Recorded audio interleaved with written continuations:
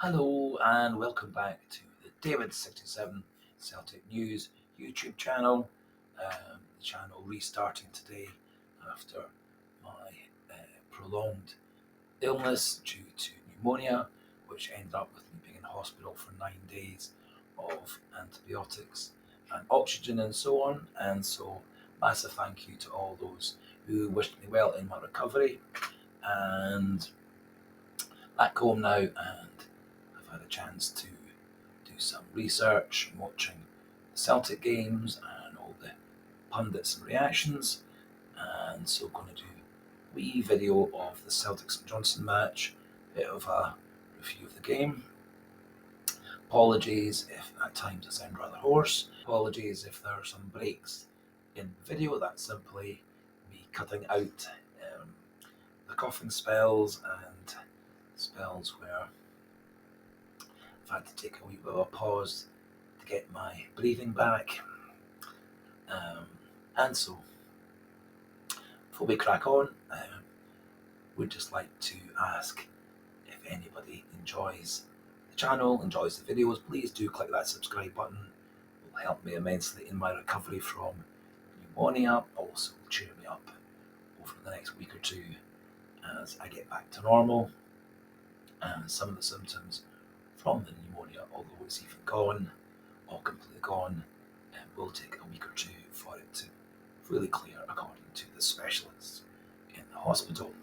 So, returning to happier stories, Celtic had a very confident victory, 3-1 win over St Johnstone at the weekend, puts us back top of the table, and due to the heavy rain in Dundee and a soggy pitch, Rangers game against Dundee yesterday was cancelled at the last minute. This means, of course, we'll have a 1 point lead going into the international break. It starts now. Quite a lot of important fixtures for other countries, although none really involving Celtic players, but obviously some final qualifiers for Euro 24, which are big games, and will be interesting to watch over the next 10 days or so before the Scottish League system restarts with our game against Livingston on the Sunday. We could potentially be back into second place by that time, as Rangers play the day before against Hibs, which could well prove a difficult fixture for them. And so we'll see what we'll see by that time. However, good chance by the end of the international break that Celtic will have McGregor, Hatate, Scales all fully back to fitness, Louise Palmer fully back to fitness, and so not only approaching our best 11 starting players, but also having some nice powerful players to come off the bench, such as Hatate and Ida and Palmer as examples, depending how things pan out over the next week or two in training, etc. So coming back to the Celtic St Johnstone match, 3-1 win. Celtic never really looked in danger. Celtic got on the front foot right from the start. Over the whole course of the game, 74% possession, 23 shots by Celtic, 6 by St Johnstone, 10 on target by Celtic to 2 by St Johnstone, and 10 corners to 2 by in favour of Celtic. So clearly a game in which Celtic were well on top, defended very well, competed well in defence, midfield and up front. And it wasn't really until Brendan Rodgers messed about with the defence late in the match that Celtic did look a wee bit shaky in defence. 3 very good goals by Celtic. Kyogo very cleverly getting into space at the back post. Really very high quality cross into the box by Kuhn, picking out the run very well. Kuhn then at the start of the second half scored, coming in off his wing for a cross by Kyogo, very well finished by Kuhn, and nice to see James Forrest coming off the bench late on to score his 105th competitive game Celtic goal. Very nicely finished putting us 3-0 up. Lots and lots of positives, I thought. Our best players probably were Kyogo and Tomoki Iwata. Again, Tomoki Iwata controlled midfield, mopped things up in front of the back four, linked up with Bernardo, O'Reilly, and the wide players, got forward into the box at times to be an extra attacker. Um, I think Tomoki Iwata has shown to Brendan Rodgers that he probably is the player, assuming that he's fit, who should be anchoring the midfield to the end of the season. That does allow us to use McGregor, Hatate, and O'Reilly all in more advanced roles, and probably allows us to use Hatate once he's back from injury, back to full fitness in a couple of weeks' time. Allows him to be an impact player coming off the bench to relieve O'Reilly, McGregor, and Iwata, or as a change of formation and setup if Celtic need to go a wee bit more on the offensive, taking off Iwata in that circumstance.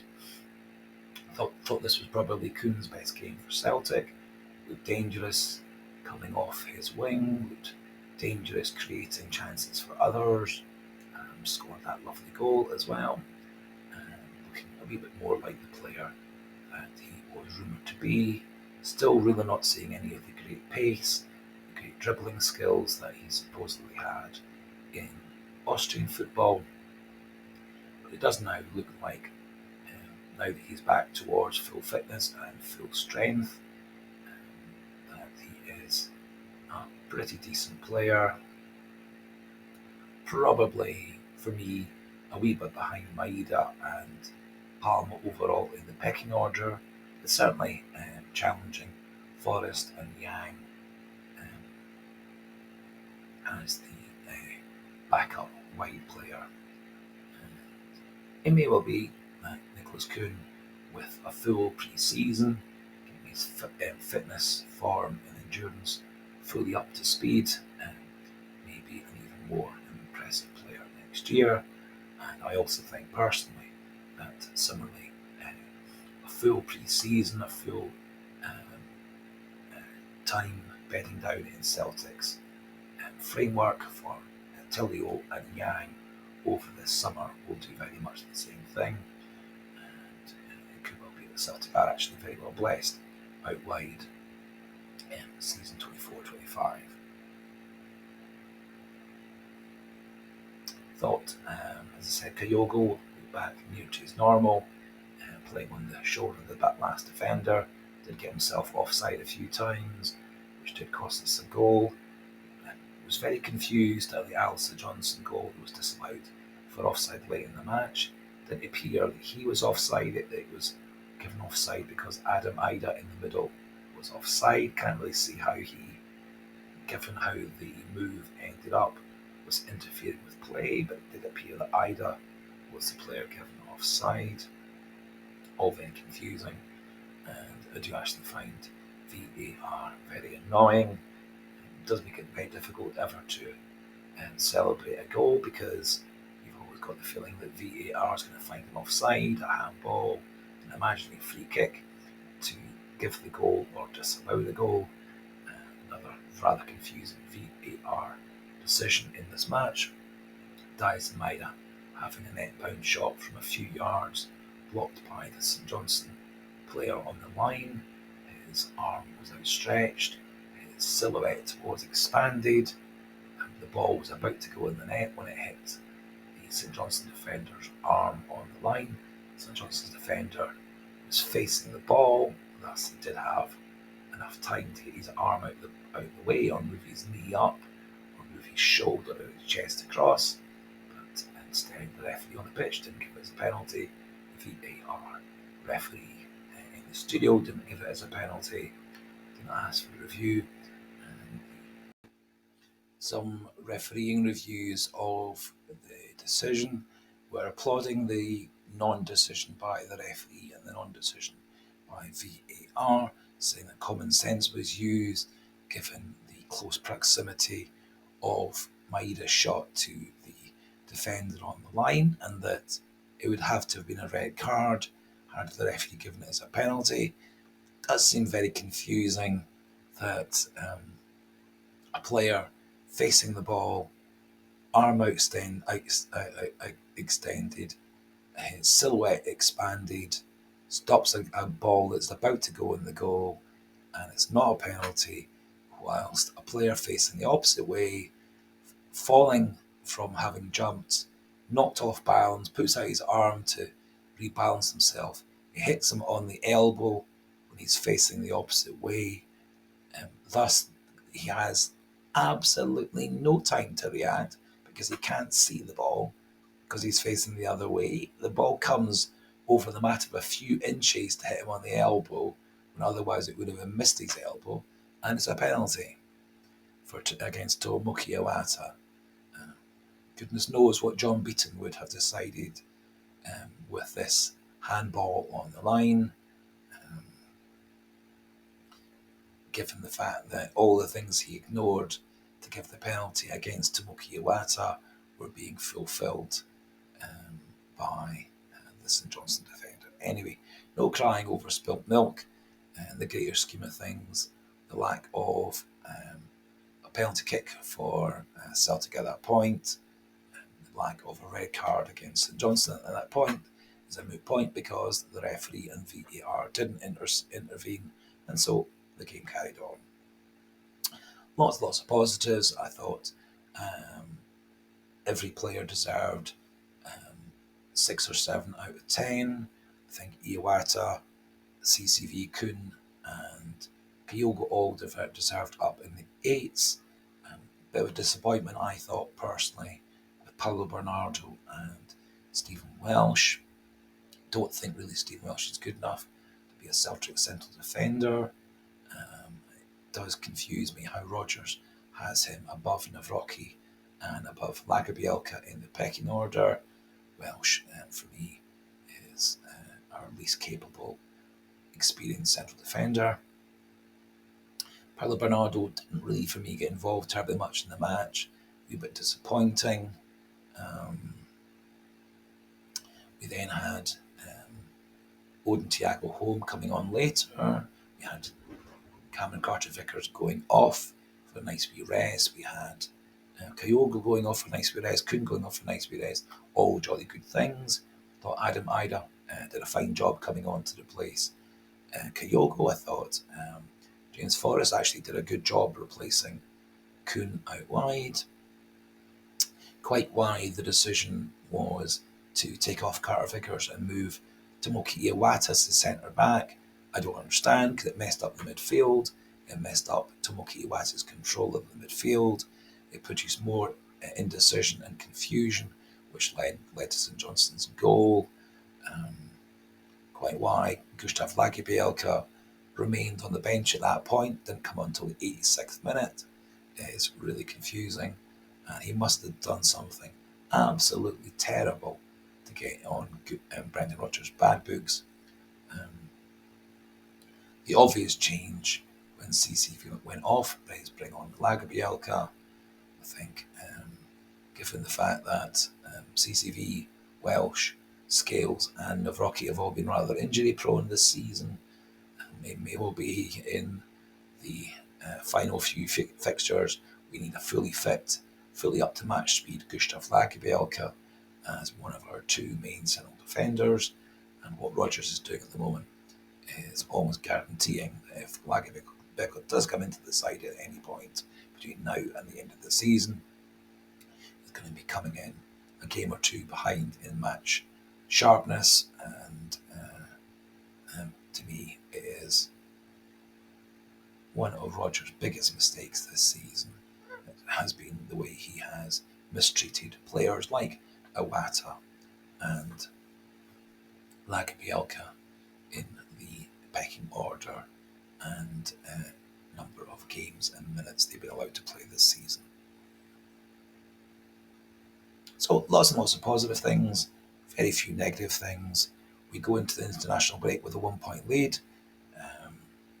When we come back, we've got the game against Livingston, which should hopefully be a very comfortable win, which will put us back top of the table. Rangers will need to make up that match against Dundee at some point, most likely as an extra midweek game, which will be in Celtic's favour. And indications are that as we go into the vital game against Rangers in a couple of Sundays' time on the 7th of April, that we could well be sitting top of the table, albeit with having played a game more, where a draw or a win at Ibrox would put the title very much fully in our hands at this time. I think personally, the momentum is with Celtic, and Celtic are getting their best players back at the best time and are getting into good form at the best team time, as opposed to our big rivals who seem to be losing players and losing confidence and losing form over the last couple of weeks. No other wee bits of news regarding Celtic. I will be talking tomorrow in a wee news roundup about a couple of players Celtic are said to be looking at. Looking at the news today, there are several references to a player I did a wee scouting video for on the 16th of January. That's a player called Etienne Vaessen, who's a 28-year-old Dutch goalkeeper for Valvik, who are towards the bottom of the Dutch league. I think Vaessen is a very interesting character as a goalkeeper. I think there are a lot of positives about him coming to Celtic, one or two potential negatives. But do suggest you have a wee look at the Etienne Vaessen video, which was on the 16th and was part of a review of 4 goalkeepers Celtic were said to be interested in at that time. So that finishes off today's comeback video.